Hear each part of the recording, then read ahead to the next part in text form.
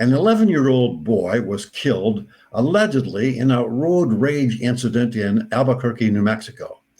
That death was seized upon by the governor of New Mexico, Lujan Grisham, to decree a 30-day ban on concealed and open gun carry rights in Bernalillo County, where Albuquerque is located. Any violent death is tragic. However, as a pretext for a ban on constitutional rights, it is not justified, particularly when it will, by the governor's own admission, not work. Criminals will not obey the ban. The sheriff of Bernalillo County has publicly refused to enforce the ban due to it being unconstitutional. U.S. District Court Judge David Urias, a Biden appointee, has blocked the ban. Multiple gun groups are suing to overthrow the ban.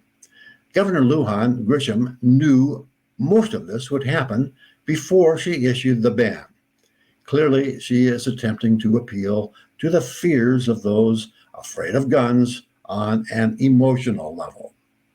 The larger issue, though, is that she has boldly and explicitly asserted that constitutional rights are not absolute, and that she, under her ability to declare a public emergency, has the authority to cancel them at her whim. The most obvious precedent for this sort of thinking are the numerous public health emergency decrees issued to deal with COVID at federal, state, and local levels.